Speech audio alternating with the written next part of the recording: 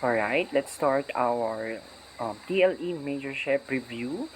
So, in TLE, it is very important na lahat ng sub-majors nito ay madadaanan ninyo. For example, this question is from ICT.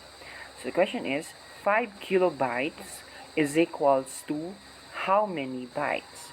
So, in conversion of kilobytes to bytes, meron tayong method dyan. So, for example, this is the easiest method na pwede nating gamitin or para mas maintindihan ninyo ng madali. So, pag magko-convert ka ng bytes to kilobytes, you need to divide it sa 1024 or basically sa 1000 lang.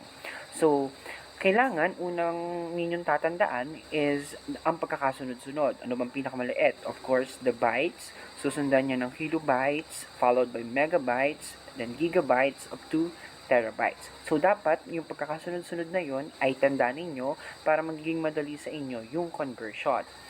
Then, pag naman magko-convert ka ng kilobytes to bytes, or ibig sabihin pababa naman, you need to multiply it sa 1024 or sa 1,000.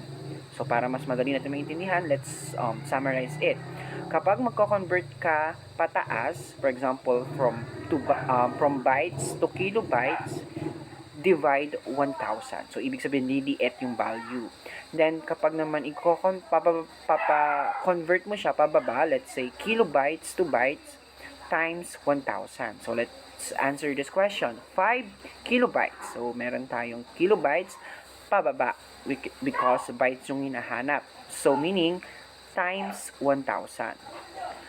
So, 5 times 1,000 is equals to 5,000. So, the answer for this number, or for this question is 5,000.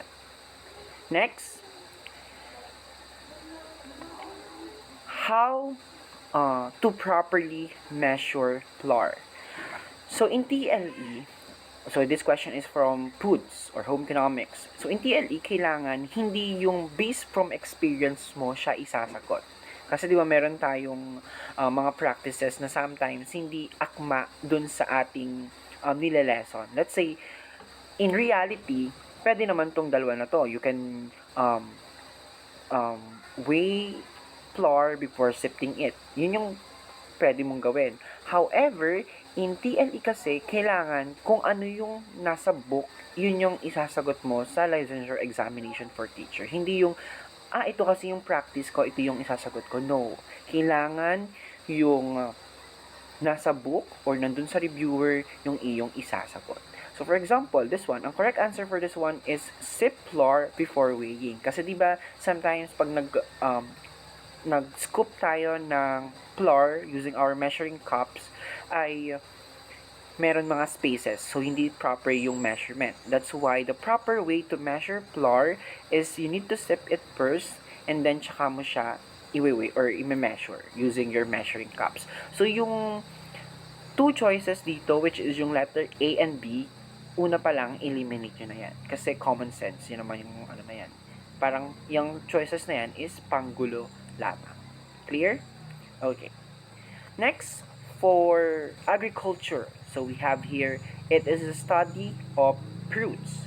So, we have here floriculture, pomology, oliculture, and aquaculture. So, isa-isahin natin yung choices. For example, ang aquaculture, anong focus niyan? So, from the word itself, aqua, more on breeding, raising, and harvesting of fish. Meaning to say, hindi siya related sa fruits. How about oliculture? Pag sinabi natin oliculture, it focus sa vegetables, study of vegetables.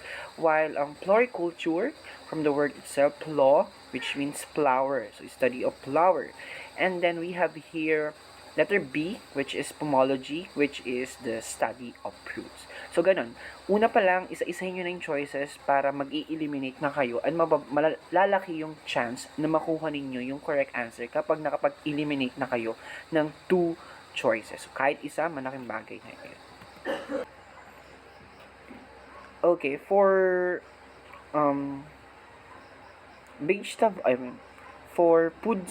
for foods naman, we have here this question. It is used to describe the degree which pasta has been cooked, meaning to say it's still firm to the bite.